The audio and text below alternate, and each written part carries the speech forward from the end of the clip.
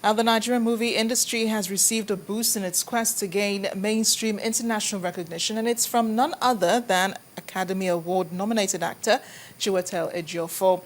A BAFTA winner who traces his roots to Enugu State stars in a Nigerian film, an adaptation of Chimamanda Adichie's novel, Half of a Yellow Sun.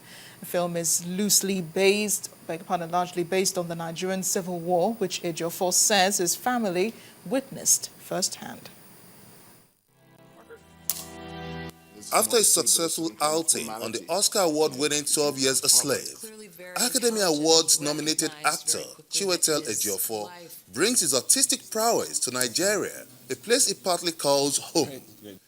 He worked with another British-Nigerian director, B. Bandele, to create a lopsided version of Chimamanda Adichie's Orange Prize-winning book, Half of a Yellow Sun. This is our beginning. I've known B. Bandele for a long time, and we talked, a lot about making a film in Nigeria, and wanting to do that, wanting to pool all our resources and make a film here, and so it was a great kind of confluence of events, really, that B decided to adapt Chimamanda's book, and we spoke about that, and we were able to make the film here. The story adopts the Nigerian Civil War as a backdrop to tell a tale of love.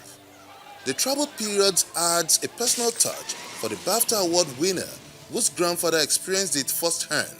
Well, I had a personal connection to all of the things that happened during the Biafran War. My family, my grandfather, and my grandparents, and their struggles in the Biafran War, and their sort of my mother as well, who was about 13 at the time of the war breaking out, and so I'd always grown up with this knowledge of the conflict, and so when Chimamanda's book came out, and my interest was sparked by that as well, that it felt like a very interesting and almost unique in cinema perspective on African history and Nigerian history specifically. So I wanted to make a large film in Nigeria, and this was a film that had an epic quality to it, and so it just felt like the right, all the things lined up, and so it felt like the right thing to do. Half of a Yellow Sun creates a hybrid of Hollywood and Nollywood. These, Chiwetel believes, can catalyze the growth of the Nigerian industry. I like to think of this film as a Nollywood movie, and that my desire is to continue to expand and internationalize the process of making films in Nigeria, specifically, in Africa generally. I think there's so many great stories here, and I think it's these extraordinary Nigeria. Obviously, obviously for personal reasons, is a place that I love, but also so many countries in Africa that I think are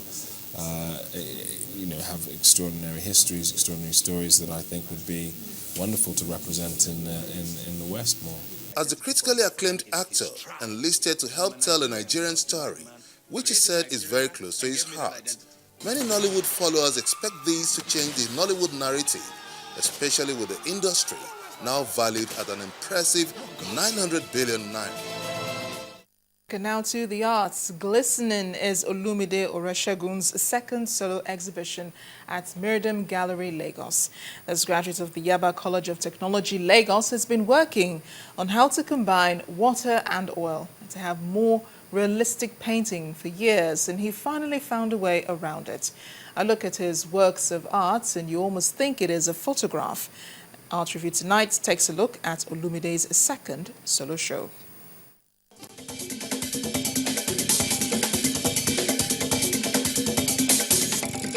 When you get tired of hearing your own name, then we'll change our story. Gouda, the ultimate. As close as you can get to the real deal, that's what hits you when you look at Olumide Oreshegun's works.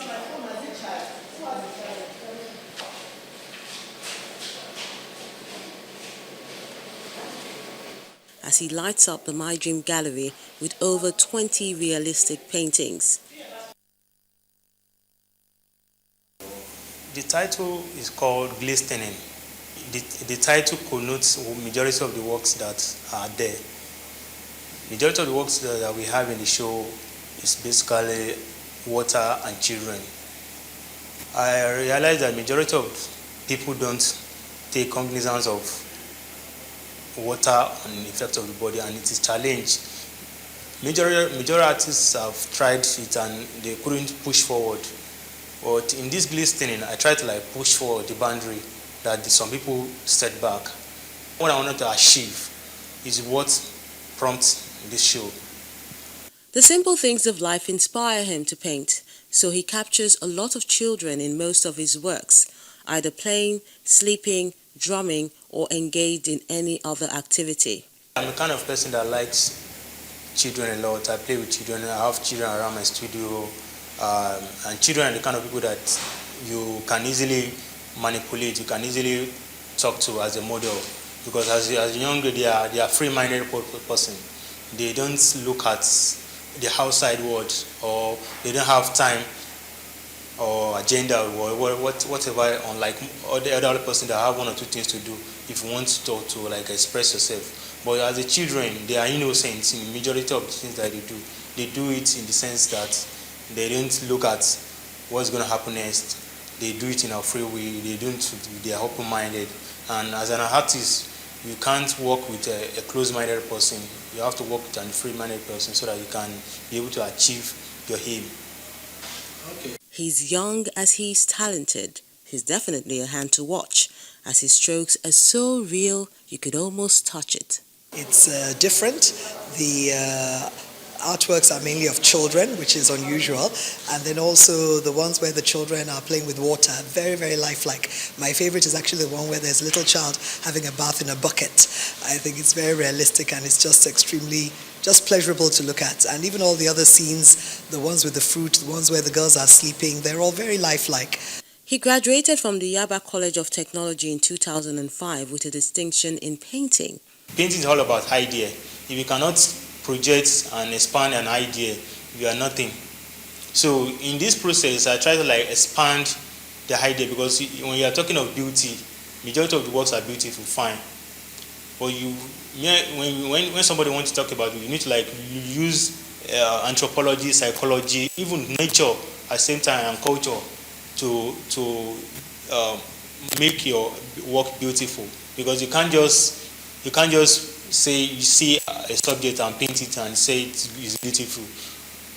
He has participated in several exhibitions in Nigeria and abroad, and has several laurels to his credit, including the Best Live Drawing Student in 2002, the first prize winner of the Pendulum Gallery competition in 2004, the third prize winner of the Goethe Institute workshop in 2006, and the overall student in the School of Art, Design and Printing in 2005, and it definitely shows. Each work is like a road, that's a stepping stone that I work with, because immediately I finish a piece, probably into, let's say, a month and a half, I look at another piece or references, and it's giving me a very good tough time, because I didn't achieve some things in the former one, and I wish to achieve again in the preceding one. So it's a challenge for me. This particular one is distinguished by the portraiture, the faces of the subjects, and also the command of the use of water, because it makes it appear as if to say the water is about to drop on you. This is Olumide's second solo exhibition. The first was in this same gallery in 2011. And very quickly on sports news, Liverpool defeated Manchester City to stay top of the English Premier League as Anfield marked the 25th anniversary of Hillsborough. Raheem Sterling produced a composed finish from 10 yards, and Martin Skrtel headed home to put the Reds 2-0 up. David Silva turned in a shot to pull one back for City before Glenn Johnson levelled the score. But Vincent Kompany's error let Felipe Coutinho drive in a winner.